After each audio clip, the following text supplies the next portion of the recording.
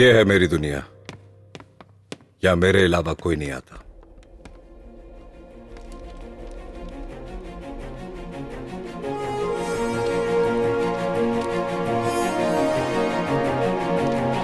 अपने दुश्मन के बारे में बताओ, मैं तुम्हारे बारे में बता दूंगा।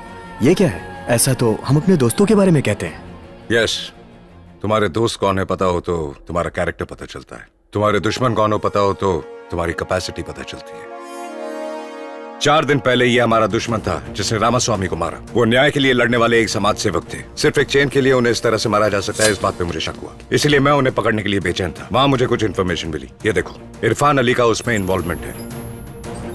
हम उस चेन स्नैचर को जितनी बार अंदर करवा दें उतनी बार वो बाहर आ जाएगा। अपने होम मिनिस्टर के साथ इरफान अली ने सिटी के बाहर एक जमीन पे कब्जा करके बड़े लेवल पे कंस्ट्रक्शन प्लान किया है। वो जमीन गरीबों को वापस दिलवाने वाला इंसान रामास्वामी थे, इसीलिए उन्हें मार डाला। किसी को शक ना हो इसीलिए चेन स्नैचिंग प्लान करके पुलिस को इस पे भरोसा दिलाकर केस क्लोज कर दिया। अब बताओ तुम, हमारा दुश्मन ये है या वो? अब तक हमने पकड़वाए 32 केसेस के साथ अपने शक के बिना पर मैंने इन्वेस्टिगेट किए 500 केसेस से जुड़े हैं ये फुल डिटेल्ड एनालिसिस। इनमें मौजूद हर क्राइम के पीछे चेन स्नैचिंग, बच्चों की किडनैपिंग, ऐसे बहुत से मैनिपुलेटेड प्लान छुपे हुए हैं। तुम लोगों को याद है कुछ दिन पहले किडनैप केस में बच्चों को बचाया था, वो भी पैसों के लिए नहीं हुआ था। पिछले महीने एक हॉस्पिटल में इंक्यूबेटर शॉर्ट सर्किट की वजह से 18 बच्चों की मौत की खबर तुम लोगों ने सुनी होगी। उनकी मौत उसकी वजह से नहीं हुई थी। सारे बच्चे बाय बर्थ से शुगर की बीमारी के साथ पैदा हुए थे। मैं रोज जो पोलियो ड्रॉप्स देती हूँ उसी तरह ही उस दिन भी बच्चों को मैंने वही ड्रॉप्स दिए, लेकिन देते ही 10 मिनट में सब बच्चे मर गए।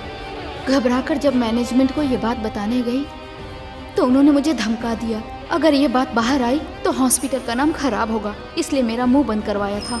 उन्होंने नर्स को पोलियो ड्रॉप्स नहीं दी थी, एक मेडिसिन दी थी जिसकी टेस्टिंग भी नहीं हुई थी। सिर्फ उसकी वजह से 18 मासूम बच्चों की जानें चली गई। अगर ये सच बाहर आ जाता तो इंडिया के बाकी के फार्मा कंपनीज के गुनाहों का सच बाहर आ जाता। इसीलिए इसे शॉर्ट सर्किट में मैनिपुलेट किया गया। इसे ईमानदारी से रिपोर्ट करने आए डॉक्टर रमाकांत जी का मुंह बंद करने के लिए उनकी बेटी को किडनैप किया।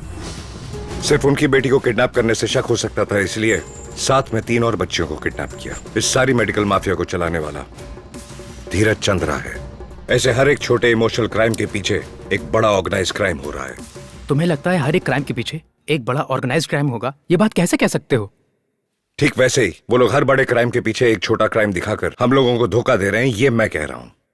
ऐसे अपराध और जुर्मों पर रिसर्च मैंने आज नहीं शुरू की, जब मैं 15 साल का था तब से कर रहा हूं। सभी खबरों की लाइंस पढ़ते हैं, जो लिखा है उसे सच मानते हैं, but I started reading in between the lines.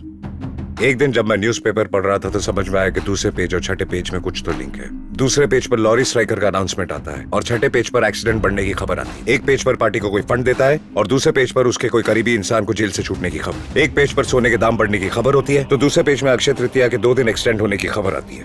एक पेज में फॉरेन कॉफी ब्रांड इंडिया में लॉन्च हो रही होती है तो दूसरे पेज पर कॉफी हार्ट के लिए अच्छी होती है, ऐसी खबर होती है। एक्चुअली हम बिजनेस न्यूज पर ध्यान नहीं देते, लेकिन सिर्फ वही बिजनेस पेज ही पेपर में बाकी खबरों को डिसाइड करती है। कुछ व्यापारी जो अपने फायदे के लिए खबरें छपवाते हैं, हम उसे ब्लाइंडली फॉलो करते हैं। हमें कौन सा पानी पीना है, कौन सी मेडिसिन लेनी है, क्या पढ़ाई करनी है, ये सिर्फ एक बिजनेसमैन ही डिसाइड करता है। जनता की किस्मत लिखने वाला एक राजनीतिक नेता हो सकता है, लेकिन उस राजनीति